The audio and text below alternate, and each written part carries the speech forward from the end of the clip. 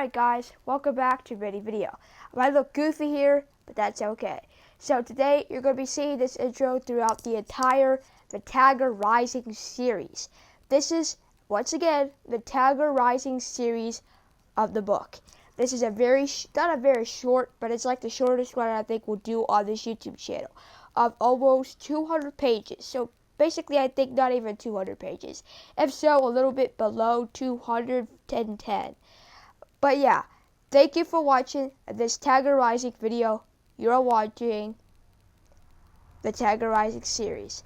Make sure to like, subscribe, comment, favorite, share, and remember to keep reading. It's good for you. And if you want a shout out, once again, like this video, subscribe, comment, favorite, share. And if you guys have any book suggestions, leave it down in the comments what book you want to see me read next. Without further ado, see ya.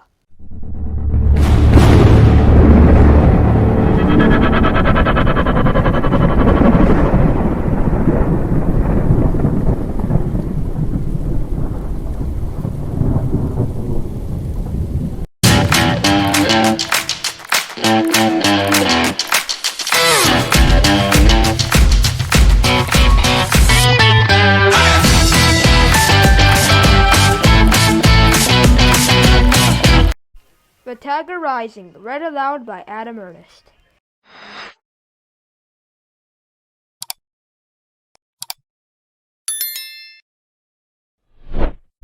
Chapters 10 through 15. Chapter 10.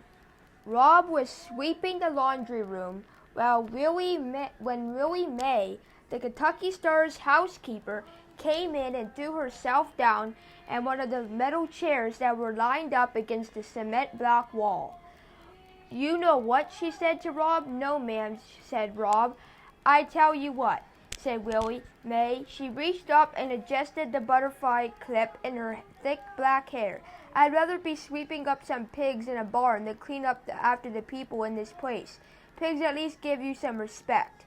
Rob leaned on his broom and stared at Willie May. He liked looking at her. Her face was smooth and dark like a beautiful piece of wood, and Rob liked to think that if he had been the one who carved Willie May, he would have made her just the way she was, with her long nose and high cheekbones and slanted eyes. "What you staring at?" Willie May asked, her eyes narrowed. "What are you doing out of school?" Rob shrugged. "I don't know," he said. "What do you mean you don't know?" Rob shrugged again. "Don't be moving your shoulders up and down in front of me, acting like some skinny old bird trying to fly away. You want to end up cleaning motels for a living?" Rob shook his head. "That's right. Ain't nobody wants this job. I'm the only fool Beauchamp can pay to do it. You got to stay in school," she said, "else you'll end up like me." She shook her head and reached into her pocket of her dress and pulled out a single cigarette and 2 sticks of 8-ball licorice gum. She put one piece of gum in her mouth, handed the other to Rob, lit her cigarette, leaned back in the chair, and closed her eyes. "Now," she said, "the scent of smoke and licorice slowly filled the laundry room. Go on and tell me, why aren't you in school?" "One account of my legs being all broke out," said Rob. Willie May opened her eyes and looked over the top of her glasses at Rob's leg. She said. After a minute, "How long have you had that?" About 6 months, said Rob. "I can tell you have to cure that," said Willie May, pointing with her cigarette at his legs. I can tell you right now. Don't need to go to no doctor." Said Rob. He stopped chewing his gum and held his breath. What if Willie May held him, and then he had to go back to school? "Sadness," said Willie May, closing her eyes and nodding her head. "You keeping all that sadness down low in your legs, not letting it get up to your heart where it belongs. You gotta let that sadness rise up on up." "Oh," said Rob. He let his breath out. He was relieved. Willie May was wrong. She couldn't cure him. "The principal thinks it's contagious," he said. "Man ain't got no sense," Willie May said. "He's got lot of certificates, Rob offered. They're all framed and hung up on his wall. I bet he ain't got no certificate for sense, though, said Willie Mae darkly. She rose up out of her chair and stretched. I gotta clean some rooms, she said. You ain't going to forget what I told you about those legs, are you? No, ma'am, said Rob. What'd I tell you then? She said, towering over him. Willie Mae was tall, the tallest person Rob has ever seen. To let the sadness rise, Bob said. He repeated the words as if they were part of a poem. He gave them a certain rhythm, the same way Willie Mae had when she said them. That's right, said Willie Mae. You gotta let the sadness rise on up. She left the room in a swirl of licorice and smoke. After she was gone, Rob wished that he had told her about the tagger. He felt a sudden desperate need to tell somebody who wouldn't doubt him, somebody who was capable of believing in taggers. Chapter 11. That afternoon, Rob went out in front of the Kentucky Star, weeding between the cracks in the sidewalk. When the school bus rumbled up, "Hey," he heard Norton Threemonger yell. Bob didn't look up. He concentrated on the weeds. "Hey, disease boy," Norton shouted. "We know what you got. It's called leprosy." "Yeah," Billy shouted. "Leprosy." I think that's how I said. I don't know. "All of your body parts are going to fall off. They're going to rot off," Norton yelled. "Yeah," Billy screamed. "That's what I meant. Rot. They're going to rot off." Bob stared at the sidewalk and imagined the tagger eating Norton and Billy Threemonger and then spitting out their bones. "Hey," Norton shouted. "Here comes your girlfriend, disease boy." The bus coughed and sputtered and finally whirled away. Rob looked up. Sister was walking toward him. She was wearing a lime green dress. As she got closer, he could see that it was torn and dirty. "I brought your homework," she said. She held out a red notebook stuffed full of papers.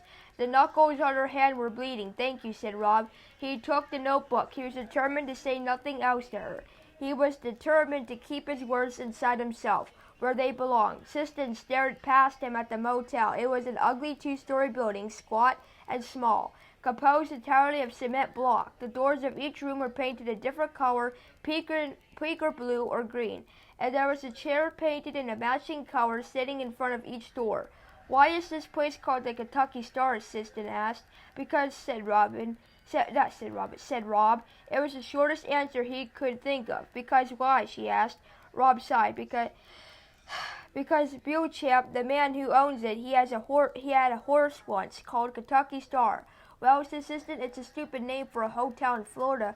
Rob shrugged. It started to rain. Siston stood in front of him and continued to stare. She looked at the motel and then over at the blinking Kentucky Star sign, and there she looked back at him, as if it was all a math equation. She was trying to make come out right. Trying to make come out right in her head. The rain made her hair stick to her scalp. It made her dress droppy. Rob looked at her small pinched face and her bleeding knuckles and dark eyes, and he felt something inside of him open up. It was the same way he felt when he picked up a piece of wood and started working on it, not knowing what it would be, and then watching it turn into something he recognized. He took a breath. He opened his mouth and let the words fall out. "I know where there's a tagger." Sister stood in the drizzly rain and stared at him, her eyes black and fierce. She didn't say, "A real one?" She didn't say, "Are you crazy?" She didn't say, "You're a big old liar." She said one word, "Where?" And Rob knew then that he picked the right person to tell.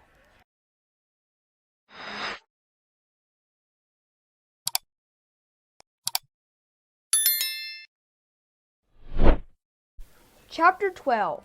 "We got to walk through the woods," Rob said. He looked doubtfully at Siston's bright dress and shiny black shoes. You can give me some of your clothes to wear," she told him. "I hate this dress anyway." And so he took her to the motel room, and there Siston stood and stared at the unmade beds and the tattered recliner. Her eyes moved over his father's gun case, and then went to the macaroni pan.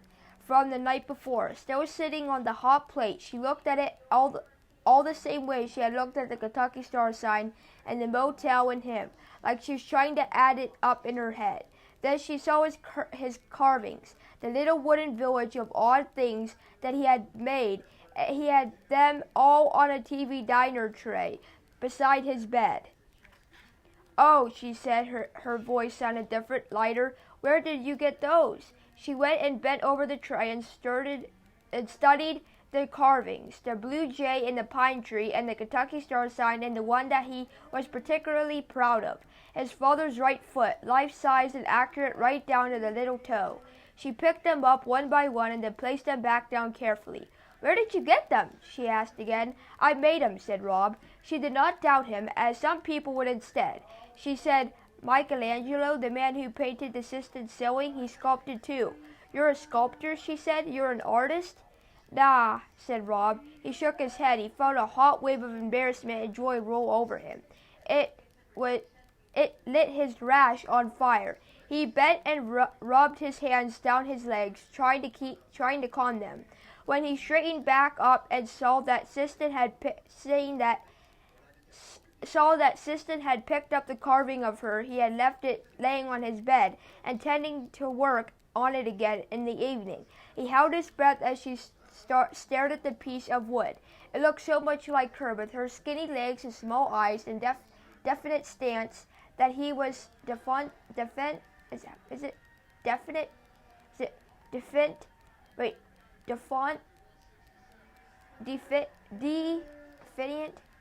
gonna say defiant. I don't know this right. Defiant stance. That he was certain she would be angry, but once again she surprised him. "Oh," she said, her voice full of wonder. "It's perfect. It looks exactly. It's like looking in a little wooden mirror." She stared at it a minute more, and then carefully laid it back on his bed. Give me some clothes," she said, "and we'll go see the tagger." He gave her a pair of pants and a t-shirt and left the room and went outside to wait for her. It was still rainy, but not hard. He looked at the fallen Kentucky Star sign. He thought for a minute about one of those not wishes he had buried deepest, a friend. He stared at the star and felt the hope and need and fear course through him in a hot neon arc. He shook his head. "Nah," he said to the Kentucky Star sign. To the Kentucky Star, "Nah." And then he sighed and stuck his legs out into the rain, hoping to cool them off, hoping to get some small amount of relief.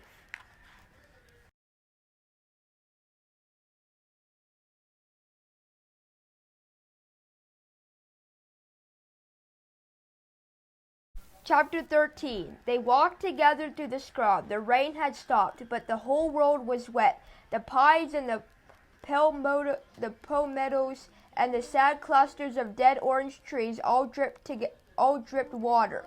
This is where my mother grew up. Sister said, swinging her arms wide as she walked. "Right here in Lister." And she said that she always told herself that if she ever made it out of here, she wasn't going to come back. But now she's back because my father had an affair with his secretary, whose name is Bridget, and who can't type, which is a really bad thing for a secretary not to be able to do. And my mother left him when she found out. He's coming down here to get me soon. Next week probably I'm going to live with him. I'm not staying here, that's for sure. Rob felt a familiar loneliness rise up and drape its arm over his shoulder. She wasn't staying. There was no point in wishing the suitcase needed to stay closed. He stared at Sister's shiny shoes and willed his sadness to go away. "Ain't you worried about messing up your shoes?" he asked her. "No," she said. "I hate these shoes. I hate every piece of clothing that my mother makes me wear." "Does your mother live with you?" Rob shook his head. "Nah," he said. "Where is she?" Rob shrugged his shoulders. "My mother's going to open up a store downtown. It's going to be an art store. She's going to bring some culture to the area. She could sell some of your wood sculptures." "They ain't sculptures," Rob protested. "They're just whittling. That's all. And we got to be quiet because Bill Champ don't want people walking around his land." "Is that his land?" Sister asked. "Everything's his," said Rob. "The motel and these woods." He can't own everything, Sistan argued. Besides, she said, I don't care. He could catch us. He could put us in jail for trespassing. I don't care. If we're in jail, we won't get to see the tiger, said Rob. Where's your mother, Sistan demanded suddenly. She stopped walking and stared at him. Shh, said Rob. You gotta be quiet. He kept walking. I do not have to be quiet, Sistan called after him. I want to know where your mother is. He turned around and looked at her. Her hands were on her lips. Her black eyes were narrowed. I don't want to see your stupid tiger, she shouted. I don't care about it. You don't know how to talk to people. I told you my father and my mother and Bridget, and you don't say anything. You won't even tell me about your mother, keeping her hands on her hips. She turned around and stared, marching back in the direction of the Kentucky Star. Keep your stupid secret, she shouted. Keep your stupid tiger too. I don't care. Rob watched her because she was wearing his jeans and his shirt. It was like he's looking into a funhouse mirror. It was like watching himself walk away. He shrugged and bent to scratch his legs. He told himself that he didn't care. He told himself that she was leaving soon anyway. But when he looked up and saw her getting smaller and smaller, it reminded him of his dream. He remembered Sistan riding into the woods on the back of the tiger, and suddenly he couldn't bear the thought of watching her disappear again. Wait up, he shouted, wait up. He started to walk toward her. Sistan turned and stopped. She waited for him with her hands on her hips. Well, she said when he got closer to her, she's dead. He told her. The words came out in a short, ragged gasps. My mom is dead. Okay, said Sistan. She gave a quick, professional nod of her head. She stepped toward him, and Rob turned, and together they walked back in another direction toward the tiger. Chapter 14 next.